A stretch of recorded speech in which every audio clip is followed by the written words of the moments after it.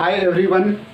तो आज हम वैसे बच्चे और उनके पेरेंट्स जो अभी 10th बोर्ड का एग्ज़ाम पास किए हैं और राइट नाउ एक बड़े ही अनसॉल्व क्वेश्चन को सॉल्व करने का प्रयास कर रहे हैं। क्या कि 10th बोर्ड के बाद नीट, जेई और 12th बोर्ड का एग्ज़ाम क्या अलग अलग होता है? यदि अलग अलग होता है तो क्या करना चाहिए, सेम होता है तो फिर क्या करना चाहिए? तो ये एक प्रश्न है सर। इसके साथ एक समस्या है। क्या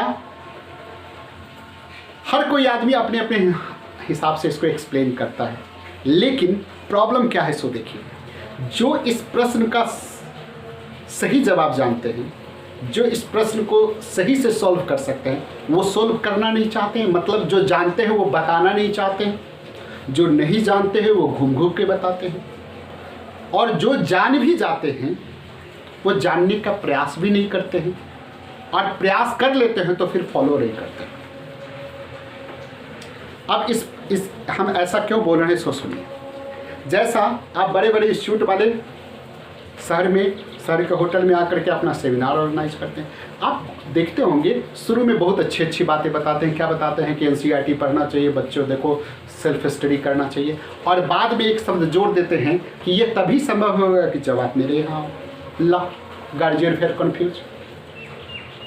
दूसरा, आपके शहर में कुछ ऐसे यंग एनर्जेटिक सब्जेक्ट के टीचर होंगे जो कुछ दिनों में ही पढ़ा करके अपना प्रचार प्रसार करके उस सब्जेक्ट में अच्छे बच्चों को पढ़ा रहे होंगे। जब कुछ बच्चों को पढ़ाने लगे तो उनको लगा कि अरे भाई कोटा वाला, राजस्थान वाले जब ऐसे कर सकता है तो वो भी क्या करेंगे, अदर सब्जेक्ट के अनएक्सपीरियंस टीचर को बुला के लाए और वो भी वही ढोलक बजाना शुरू कर दिए जो कि कोटा और बड़े बड़े शहरों में लोग करता है। अब गार्जियन फिर कन्फ्यूज। अब आइए तीसरा, हर शहर में एक ऐसी टीचर है जो 15 सालों से 20 सालों से एक्सपीरियंस है, निश्चित रूप से अपने उस सब्जेक्ट का वो एक्सपीरियंस टीचर है और वो रिस्पेक्टेड टीचर है। लेकिन उनके साथ भी एक प्रॉब्लम है। क्या प्रॉब्लम है? कि वो मेढक है।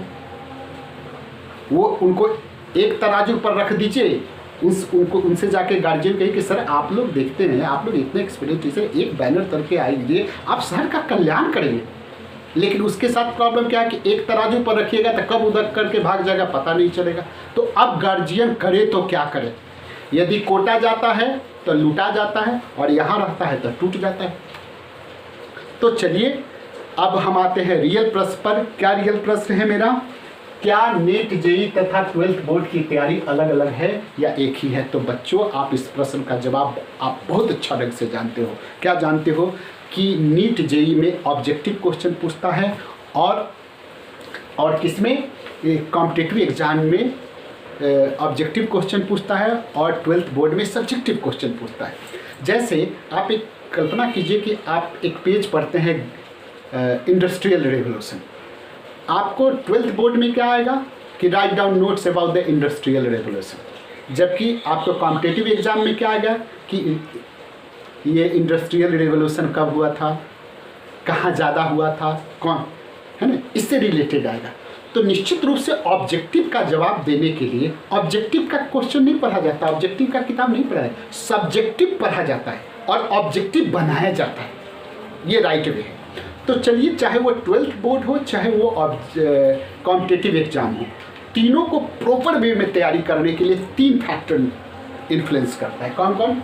कि आप वैसे इंस्टीट्यूट या टीचर के साथ पढ़ते जुड़े हो या पढ़ रहे होंगे जिसमें सिलेबस फिनिश करने की क्षमता हो, यानी प्रॉपर वे में सिलेबस फिनिश करें। प्रॉपर वे का मेरा मतलब है सर, प्रॉपर वे का मेरा मतलब है आप इंस्टीट्यूट में जाइए या किसी टीचर के पास जाइए, शुरू में 5 चैप्टर बहुत, अब देना हो गया, तो ये नहीं, प्रॉपर वे में फिनिश करता हो। दूसरा क्या हो, आप यदि आप पढ़ाई करते हो, दूसरा क्या है, सिलेबस फिनिश करने के बाद आप पढ़ाई करते, बच्चों पर, अब यहाँ बच्चा पर निर्भर करता है कि आप पढ़ाई करते हो, ऑब्जेक्टिव बनाते हो, देन आपका डाउट क्लियर होता है कि नहीं, यानी वो डाउट क्लियर कर पाता है कि नहीं, या वो इंस्टीट्यूट में हो पाता है कि नहीं। और तीसरा है कि उसका प्रॉपर टेस्ट होता है कि नहीं। तो दोनों के लिए, एक 12th बोर्ड के लिए भी और कॉम्पिटिटिव एग्जाम के लिए, दोनों के लिए ये फैक्टर इन्फ्लुएंस करता है। अब दोनों में अंतर क्या है सो जरा देखिए। बोर्ड में सिलेबस फिनिश हो गया, डाउट क्लियर और प्रॉपर टेस्ट होता है तो अच्छा है, नहीं भी होता है तो भी बच्चा यदि सिलेबस फिनिश बहुत अच्छा से वो टीचर किया है और ये थोड़ा बहुत हो रहा है तो वो 95% नंबर ले आएगा बच्चा चाहे तो। लेकिन कंपटीशन में क्या है कि तीनों फैक्टर में से कोई एक फैक्टर यदि गड़बड़ है, कौन सिलेबस फिनिश नहीं हो पाता है, डाउट क्लियर नहीं होता है, प्रॉपर टेस्ट नहीं होता है, तीनों फैक्टर में से कोई एक फैक्टर गड़बड़ है तो भैया आपको ओवरकम करने के लिए पीछे से एकदम तैयार है।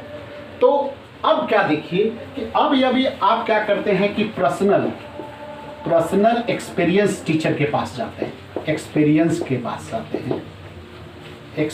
टीचर के पास पहुंचते हैं। अब देखिए, और कोई आप फेमस कोचिंग इंस्टीट्यूट के पास जाते हैं, कोचिंग इंस्टीट्यूट के पास जाते हैं। तो अब यहां गौर से देखिए दोनों में अंतर क्या है। सो देखा देखिए, एक्सपीरियंस टीचर के पास जाएंगे सर, हम जानते हैं वो बड़े अच्छा से सिलेबस तो फिनिश कर देता है, डाउट भी आपका मोरलेस क्लियर हो जाता है। टेस्ट हम जानते हैं सर, कोई पर्सनल टीचर प्रॉपर टेस्ट करवाने में सक्षम नहीं है, आई नो अबाउट इट। अब आइए इधर फेमस कोचिंग में, चाहे आप किसी भी शहर में चले जाइए, बड़ा शहर की छोटा शहर की कोचिंग की बातें हम नहीं करें, उसमें हमको पता है सिलेबस प्रॉपर नहीं होता है। अब आप कहेंगे कि नहीं सर, कुछ ऐसे बच्चे हम अभी सोच रहे होंगे कि नहीं सर, या कुछ पेरेंट्स कि नहीं सर हमारा बच्चा का तो हो गया था। नहीं सर, बिल्कुल मैं इस पर उसको क्लेम करता हूँ, यदि आपके बच्चे उस इंस्टीट्यूट के क्रीम बैच में होंगे, यानी 30 गो बैच होगा, उसमें 2 गो चैलेंजर बैच, 2 गो बैच उसका चैलेंजर रखता है, उसमें तो हो सकता है तीनों फैक्टर हो। यदि 30 में 2 वाले बैच में होंगे तब 28 में ये नहीं होता है, आई नो अबाउट इट। क्या नहीं होता है? सिलेबस फिनिश सही से नहीं हो पाता है, डाउट क्लियर। इतने सारे बच्चे का कौन सा डाउट क्लियर करे? जाता है वहाँ डाउट करने तो पता चला कि 20 को बच्चा लाइन में लगा हुआ है ना, आपको कह दिया गया डाउट क्लियर हो जाता है, बहुत ऐसा थोड़ी होता है। वहाँ जाएगा 20 को बच्चा एगो क्वेश्चन पूछा, दूसरा दिन नहीं गया, डाउट क्लियर नहीं हो पाता है। हाँ, प्रॉपर टेस्ट होता है।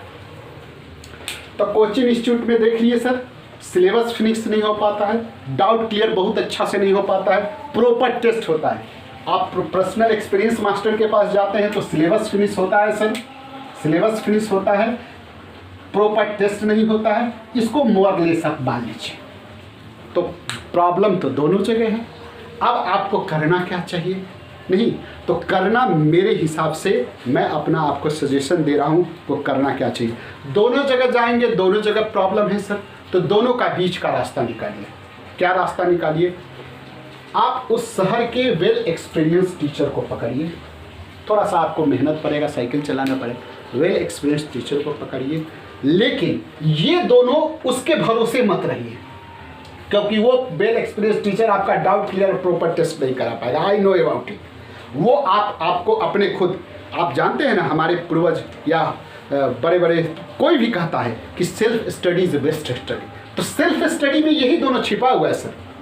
कहीं भी कोचिंग में चले जाएंगे, ये दोनों आपको यही करना पड़ेगा। तो वो वहाँ, तो ये दोनों आप यहाँ कीजिए। कैसे कीजिएगा? आप वेल एक्सपीरियंस से टीचर को आप सिलेबस फिनिश कीजिए, एंड देन बहुत सारे ऑनलाइन ऐप है सर, इंस्टीट्यूट है सर, उसमें ऑनेस्टली आप इतने सारे टेस्ट का मैटर है सर, आप ज्वाइन कीजिए, टेस्ट दीजिए, देखिए आपका दोनों काम हो जाएगा।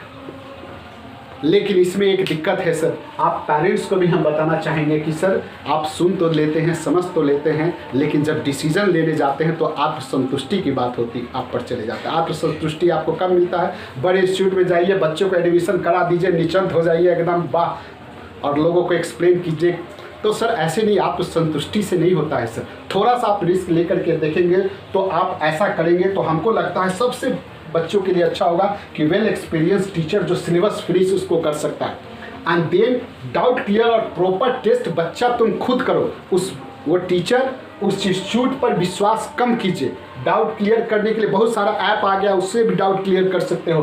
प्रॉपर टेस्ट के लिए तो बिल्कुल आप ऑनलाइन टेस्ट दे लीजिए और निश्चित रूप से तैयारी कीजिए, तो that will be a right way of preparing competitive exam. And जहाँ तक 12th बोर्ड का जब बात आएगा तो आप 12th बोर्ड में 2-3 महीना 4 महीना पहले आप क्या कीजिएगा, बोर्ड के का जो आपका प्रीवियस ईयर क्वेश्चन होगा उस हिसाब से सब्जेक्टिव क्वेश्चन तैयारी करने लगिएगा तो दोनों आपको बहुत अच्छा से आपका हो जाएगा। तो ऐसे ही अनटोल्ड और अनसॉल्व्ड क्वेश्चन का आप हम लोग आने वाले दिनों में भी ऐसे ही जवाब देते रहेंगे। तो ऐसे प्रश्नों का यदि आप मिल करके जवाब ढूंढना चाहते हैं तो निश्चित रूप से ये मेरा YouTube चैनल को थोड़ा सा सब्सक्राइब करने में कोई बहुत दिक्कत नहीं है, ऐसा किसी का खर्च कुछ नहीं हो जाता है। तो ऐसे देते रहे आप निश्चित रूप से कीजिए और ऐसे ही अनसॉल्व अनटोल्ड क्वेश्चन का आने वाले दिनों में भी हम लोग जवाब ढूंढेंगे। तो चलिए मिलते हैं, बाय।